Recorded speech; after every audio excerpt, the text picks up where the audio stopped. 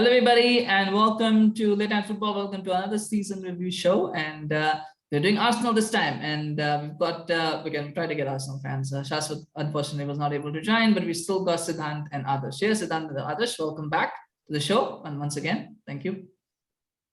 Hey, thank you for having both of us here on the show. Yeah, absolutely, yes. And I went both together because I know we just had you guys a few hours back. So yeah, we're having you here again. I know. So it's good. It's good. It's a double header, so it's great. Awesome.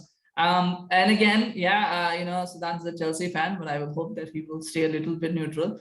But get the shots in that. We'll see how it goes. All right, let's talk about Arsenal. And I asked the same question that I asked Gaurav. Siddhant, I'll ask you this one.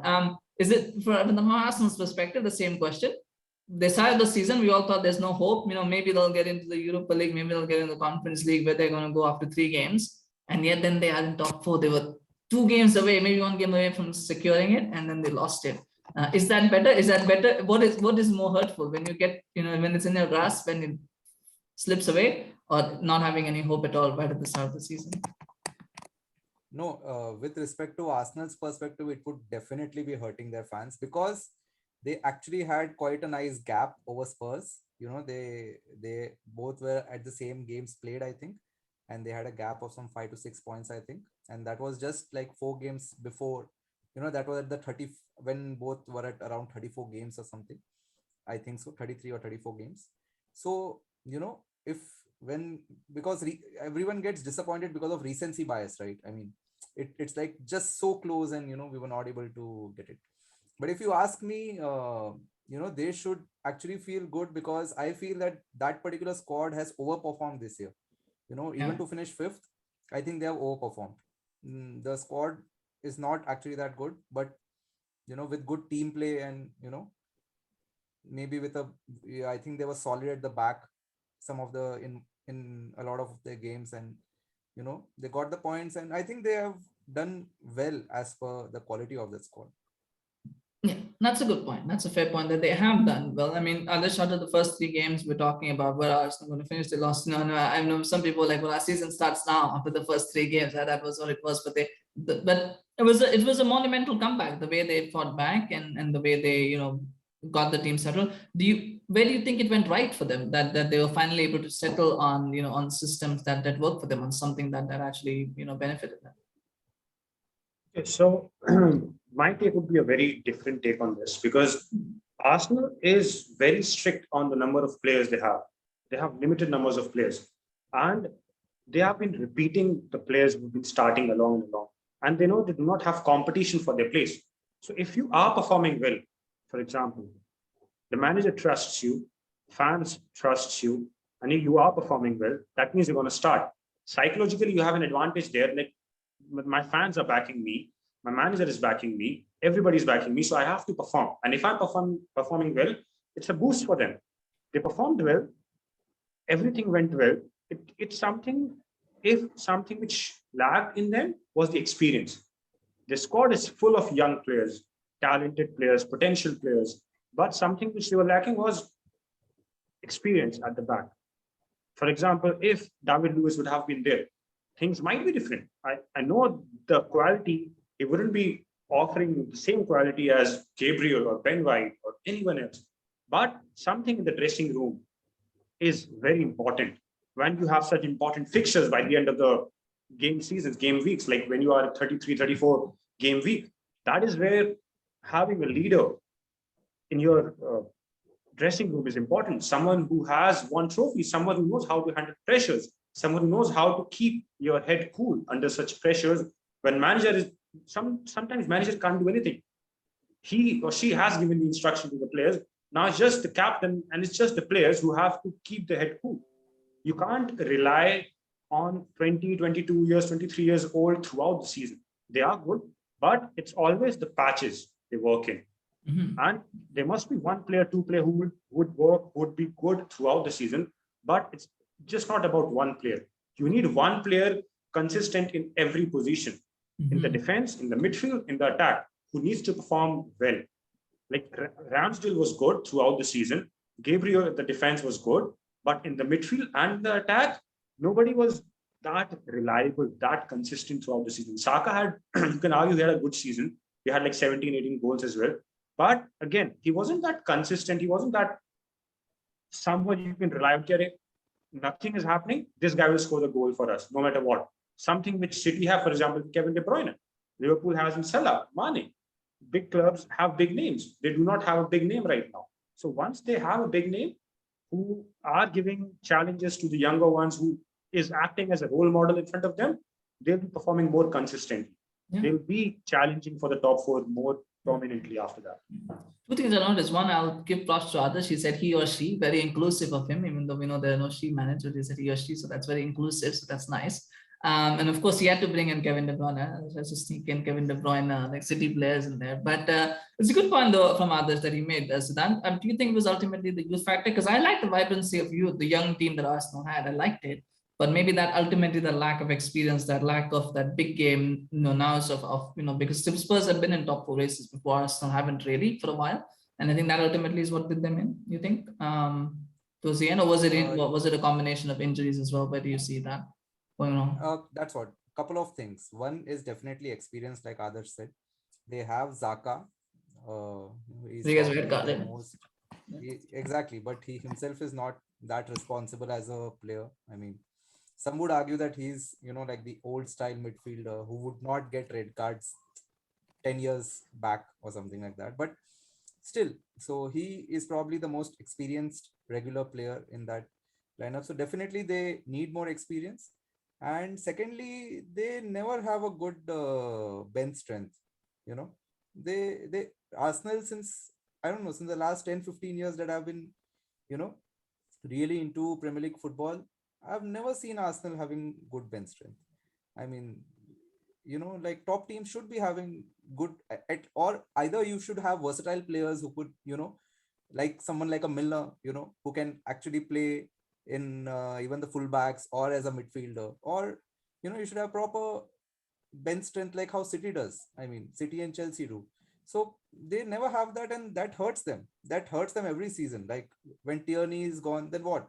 I mean, they don't have a yeah, but Cedric it's not a good backup to have, right? Of course, yeah. Even when Partey is gone, then what? I mean, they don't Party have over. another Party's gone, party's over. Party. No, it's Partey. Yeah, no. It's a funny thing as well, as you mentioned, because it seems Arsenal players always seem to get injured, right? And it's like you never have it's almost like whoever they sign, it's either that it's in their clause that they have to become injury prone or that they are injury prone. I don't know what it is, but you almost feel like, that's what Arsenal players are. They always get injured. Yeah, I don't know whose fault it is. And it must be said that they didn't have any European competition pressure this year. Mm-hmm. I mean, they didn't have midweek games. Maybe they had some in Carabao Cup and FA Cup. I don't know, but in those competitions, you tend to leave out or rest your best players at times. So, they don't have even that fatigue factor that, because they are playing a lot of games, that's why they are getting injury prone. There was nothing like that, this season. Yeah, I mean, the Carabao Cup, they did go to the semi-final, but that was in January, and FA Cup, they were knocked out in the first round, the third round itself. So they didn't have any lots of games towards the end of the season. They were mostly playing one game a week or whatever the schedule was according to COVID. But I mean, that will be that's something else to look at as well. I was talking about red cards, because that's the last thing I want to talk about before we move on to other things. Do you feel they were hard done by with the red cards, or do you think it was just tendency to self-destruct? Because there was a period, I think, of 4 or 5 games where they were getting a red card every game. It was almost like what Leeds were doing at the end of the season, where they were getting a red card every game. Do you think what was it? Was it bad luck? Was it lack of discipline? Was it just, pressure? What was it? I would say lack of discipline and the pressure both, because you can't blame the officials every now and then. Maybe one game, maybe 2, if you are that frustrated. But you just can't blame the officials every now and then. So it's the lack of discipline which they lack. It's the frustration which they were holding on to. They were eager to win games in the middle. And by the end, they were eager to qualify for the Champions League spot.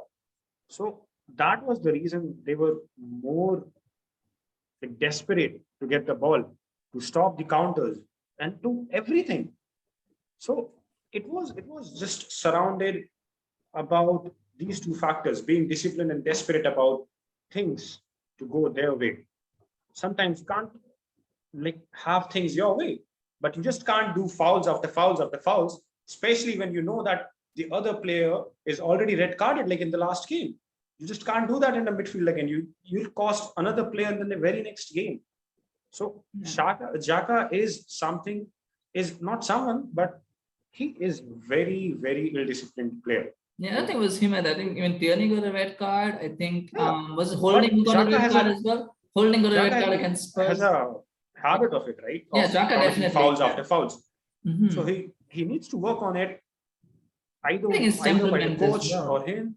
No, and it's temperament as well, because he gets frustrated Irrespective to easily. that, because of him, games are being costed. Okay, Arsenal are costing the midfield. One player is lacking in the midfield. You can't start an academy player over Xhaka, that's for sure, irrespective how bad Xhaka is. But again, you have to be available for the team. You shouldn't be responding like this when you are one of the most senior member in the dressing room. It's playing 11. So he has to take a little more responsibility there. Maybe that was the reason he gave up on the Arsenal captaincy as well, because he wasn't sure about his discipline or some other reason as well.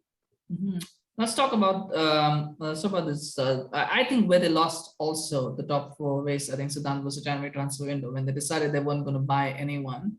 I thought it was surprising, and they did lose Aubameyang ultimately. I mean, and so the question here is, one, not buying anyone in January, was that a good decision? And then if they knew they were not going to buy anyone, should they still have let Aubameyang go, you think? And again, we're neutral, so it's probably easier for us to answer than maybe an Arsenal fan or to look at it, but still, yeah. So what I think is that this is where there is an issue with, Arteta's way of handling things. He's like a disciplinarian. He's not that old. I mean, so he won't command the respect of like how an old school disciplinarian would. And, he could, Aubameyang had a certain lifestyle, but sometimes, when he is like a critical player for you, so you should handle him differently. I mean, you cannot always handle players in a very strict way, and January window is always a very tricky window. You don't usually have players available. Clubs are not willing to sell. And I don't think Arsenal has that big of a budget as well to just, break the bank and, overpay and sign someone massive. If, looking back, they should not have left Aubameyang leave. That I think that hurt them, because after he left, there was no identity to their attack, especially at the number 9. I mean, Lacazette was not doing well. The backup, Nketiah, he did okay, but he's also very young. He's still learning. I mean, he's not the finished product. Can't rely on him for a season. Yeah. He's not at all the finished product, So there was no one left in that striker department after he left. Even though he had some disciplinarian issues, maybe, you can handle it in a different way, right? Maybe he had single rip for Aubameyang. He dropped him from the playing 11. In the next moment, you see he's leaving for Barcelona. Yeah, and they dropped him to play when he basically, he said he's going to the AFCON, but he didn't. He went somewhere else, and they were like, yeah, that's it. Yeah, he handled it quite poorly. He did the same with Ozil as well. Yeah, he just benched him and let it go. He tried to do the similar thing with Aubameyang. And I think they allowed Aubameyang to leave on a free, right? Yeah, free, yeah. And I think they even paid him. Paid him a salary as well for a short period. Severance. So that's what happens when you handle a player like that, right? So that player also is no longer interested in playing for your club any longer. So he becomes like a liability, and then you can't sell him. You have to just release him. I think they have released Aubameyang. I think they have released Sanchez in the past for free. I think they released. Well, that was a swap deal. Let's call it a swap deal. And I still think Arsenal got the better of that deal. Even though Nketiah and stuff, they got the better of that deal. Let's just be honest there. Yeah. And we are talking about some of their most expensive players. Like they invested a lot in Ozil as well as Aubameyang while buying them, and gave them like contracts worth around 300-350K. So it really hurts when you don't handle these big, they haven't even kind of players. Replaced the players. I mean, if you look, Arsenal's transfers in the past 3-4 years, 4 seasons, Sanchez left. Who was there to replace him? No one. Well, they got Nketiah. Ozil left. Nketiah. They replaced him. Keeping United banter aside here. They did not replace anyone. But also, I think they're using Odegaard now to replace him. Odegaard, like he wasn't a big star. Ozil was a big star when he came to Arsenal. Odegaard wasn't a big star. He's still learning. He's still growing. He's not a grown man yet. So they are relying him to reach the level of Ozil. So they haven't replaced him properly. They're just relying on the player to, like, he might replace him someday in near future. And Aubameyang left. Nobody's there to replace him. Even in the defense, when Koscielny, if I'm not wrong, he left. Kolasinac was the left back. Koscielny, the centre back, right? Koscielny. He was the leader. He was their leader. He was a strong man. Who's there to replace him? No one. They're just getting random names and putting them and hoping they turn out to be good. Well, to be fair, I will say this. I think Odegaard is the same as Ozil was when he came to Arsenal. If I'm not mistaken, they were both but not the finished product. Not the finished product, yes, but they're the same age. And so, sometimes, I think that's the age profile, right? Koscielny was not a finished product when he came to Arsenal. Ozil was, but the age profile is the same.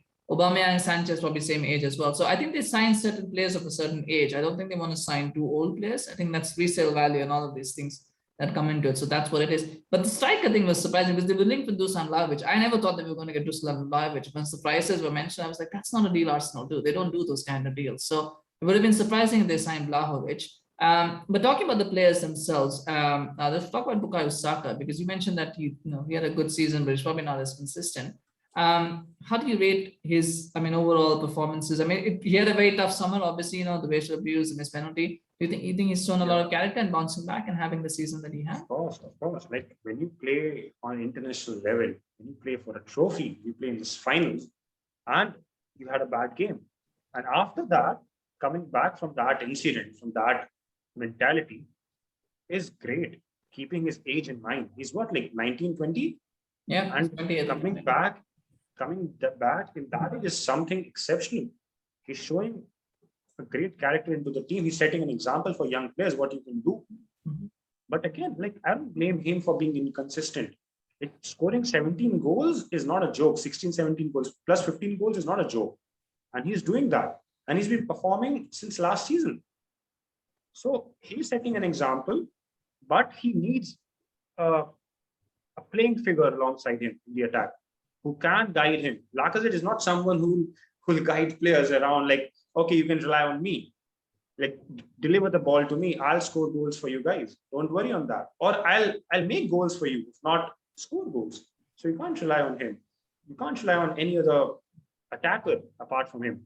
Martinelli is injury prone again. Smith Rowe comes here and there, scores, shows the glimpse, and then back to the hospital. Yeah. So it's just him who is not injury prone so far.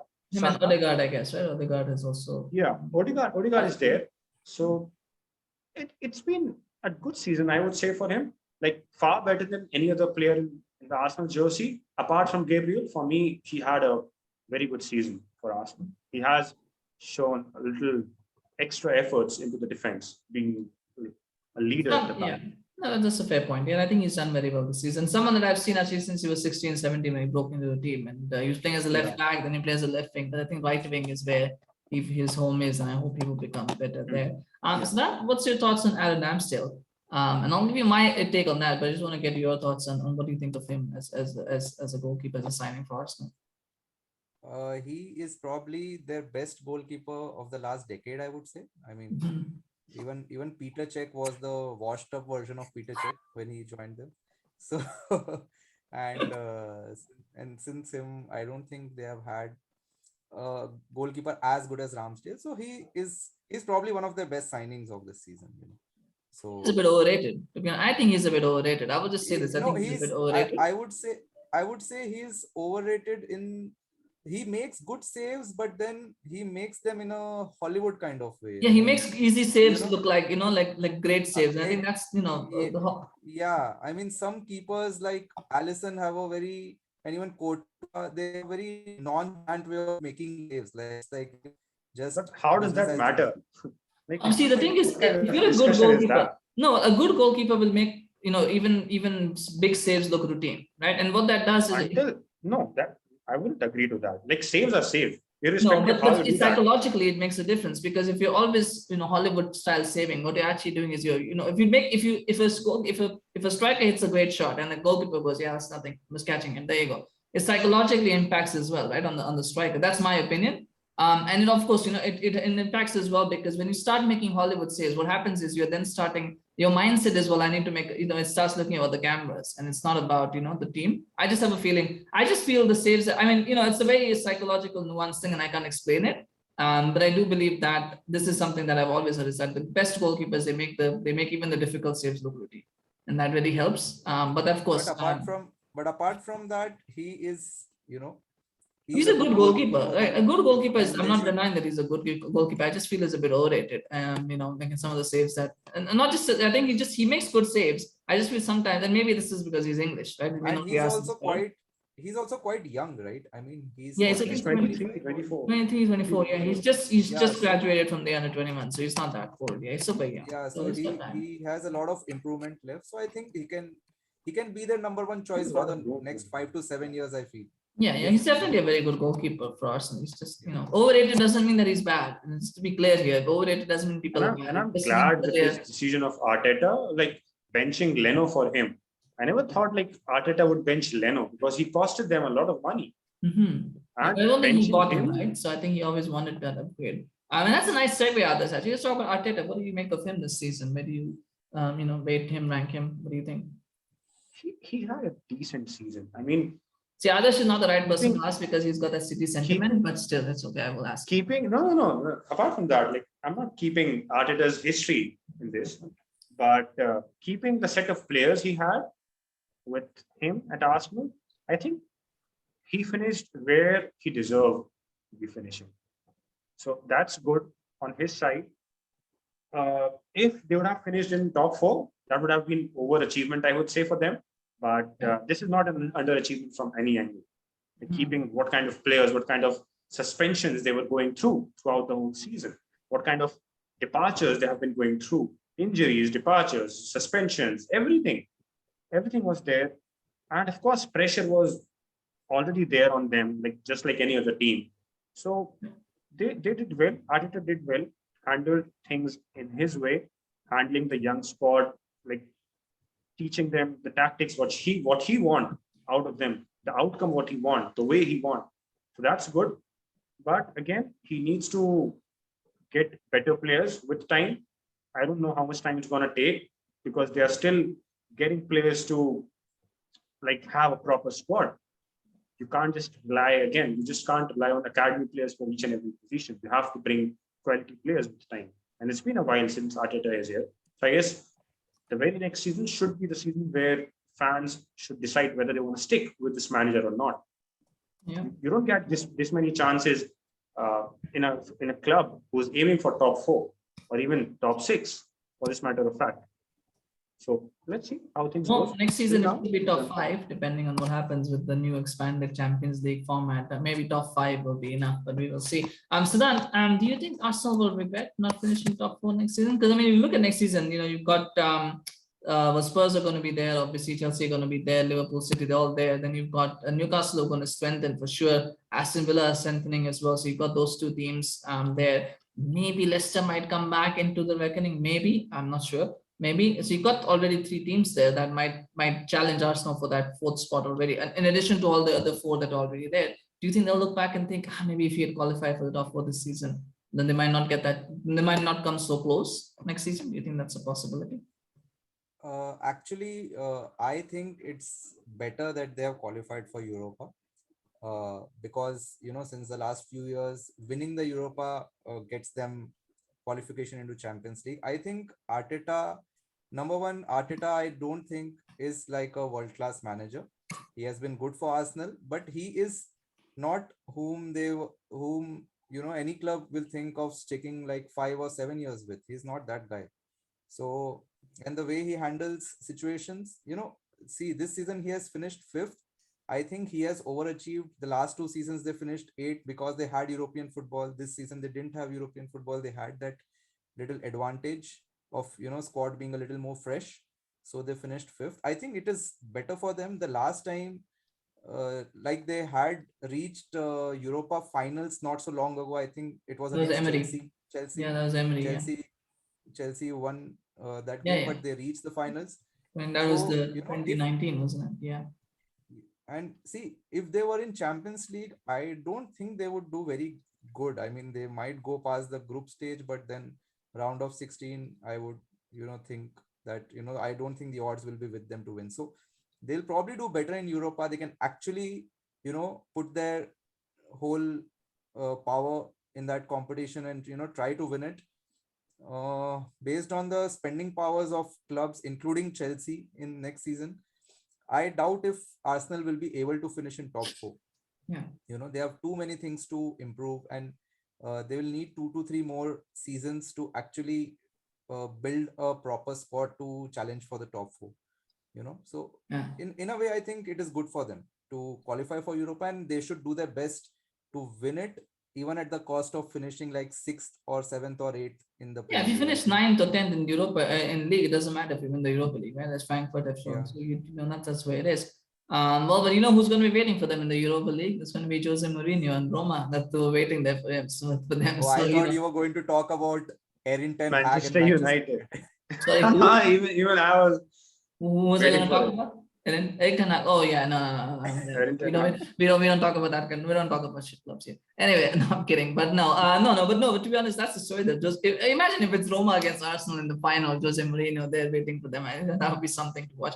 But anyway, yeah, I mean, we're kind of coming to the end, so we'll start with this one first. Adarsh, who's your player of the season for Arsenal? Gabriel for me. Gabriel? He has been instrumental for them. Yeah, definitely. It's been very good. Yeah, definitely. I think the players been very good. Siddhant, what are you? Saka. I will go with Saka.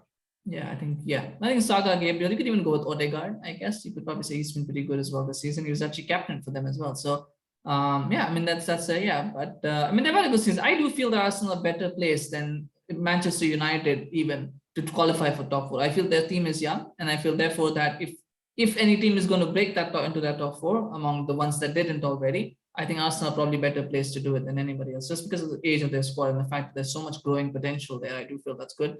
Speaking of that, though, we talked about the summer transfer window. What are the areas that they need to strengthen, according to you? Everywhere. You think they need new wingers? I think their wingers are pretty good. Of course, like Martinelli is not someone who starts every game. He's injury prone. Who starts on the left wing? Well, you've got, yeah, well, I mean, I don't know if so, yeah, I guess. Smith Rowe goes there, but he's not naturally there. He's in the middle. Yeah. He goes there because Odegaard is there in the middle. Yeah. Like, they need a striker. They need a proper. They actually have a lot of left-footed mid. When you think about it, they have a lot of left-footed players. So I just realized that Smith Rowe, Saka, Odegaard, all are left-footed, right? That's very, very good. So But yeah. they need a holding midfielder as well, because Mhm. Partey is not someone who's available for 30 games or 40 games a season. Now they have Europa as well. So you need players who can play decently, at least decently, if not good, if not bad, decent players who can play 30, 40 games. And defense, I guess it's just a fullback they need. And okay, I'll ask you a question. How would you rate Ben White, a 50 million sign for Arsenal? It's hard to ask me that because you know what my bar is, and my bar is Harry Maguire. Your bar must be Maguire. So it's like he's great. I say he's great. I think he's had an average season. Again, one of those players who I think gets looked at as better than he is. He's a little bit overrated as well. It's English. It's just English. English players always overrated. Yeah. But I do feel he's better than what rival fans think he is. But he's not as good as Arsenal fans think he is. So he's somewhere in between. He's probably probably not a 50 million pound defender, but he's okay. He's an okay player, I think. He started well with Gabriel at the first half of the season. Mm-hmm. But after I don't think they need an injury, upgrade. I guess he had a little downfall and couldn't cope up with the season. Yeah, So, maybe another season. He's still he's young. gonna cope up. Yeah, maybe next season will be where again he can try. Yeah. I don't think they can afford an upgrade in the centre back position. Like they could get an upgrade, but I don't think they can get an upgrade. So it's a fullback, a fullback, yeah, go ahead. And the attacker. Yeah, so that's how many players do you think they'll bring in? And just to latch on to Adarsh's point, how many players in which positions? The first priority, I think, for them would be a striker, because I think Lacazette is going to leave this summer, and then that leaves Even if he was there, I think they probably Nketiah. do still need a Yeah, striker. they would still need that number one striker. And beyond that, I think they need a backup for left back position, because Tierney is quite injury prone. They were talking about Cucurella, but I don't think so, because City are, Yeah. And the third Flex one would move. probably be like a versatile kind of a midfielder, who can sometimes maybe, pop in someone like a Milner for them, because they actually have good midfielders in, Partey and Xhaka, and, even Odegaard can play there. But, just as a backup, Yeah, like because Partey maybe gets maybe injured maybe and Saka someone gets red carded. maybe some free agent who's like, about 30, but who can still Get play for Oxlade-Chamberlain 2 or back. 3 years. Oh yeah, Oxlade-Chamberlain. But there's actually quite a few cheap midfielders. I mean, Kamara is already gone, but they could get Aouar. Apparently, he's available for quite cheap. Usam Aouar is available, and he's quite cheap. They could get him. That is the question. That is the question which I have. Tolisso is going to be free as well. So yeah. How come Aston Villa are getting better quality players than Arsenal? How come? They're just moving quickly. And I think it's Gerrard factor as well. And Gerrard is just someone who can convince players. Doesn't matter. Like you are a better club. Doesn't matter. You are a better club. Yeah, I mean, it's very better hierarchy. But I think if you negotiate early enough as well, right? Because for players, it's not, well, okay, I'll wait for Arsenal. It doesn't work that way, right? It's also about, well, who's coming to me first? What's the offer? And that is also there. And I think one important factor is that Arteta has not really given a proper identity to the brand of football of Arsenal. I mean, Arsenal used to have a particular brand of football, right now. Yeah, even for that matter, Gerrard is not a proven manager, but even his style is to attack.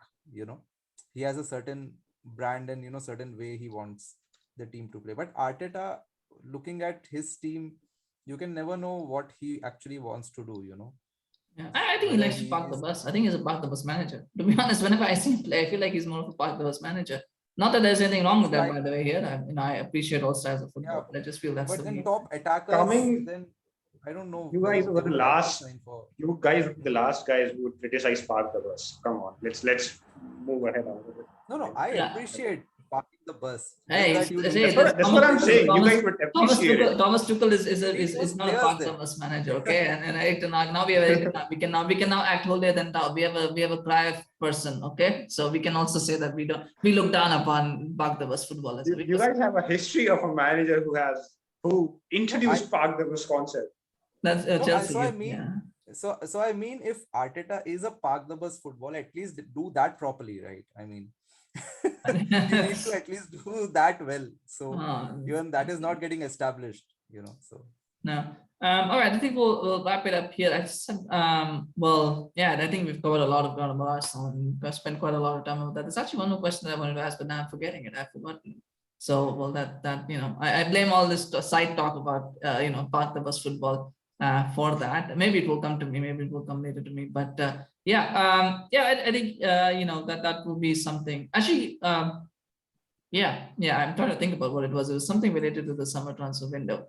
And now I just it was something that you were mentioning about Arteta and the style of football and the free agency and the midfielders, and then it's just I've lost my train of thought.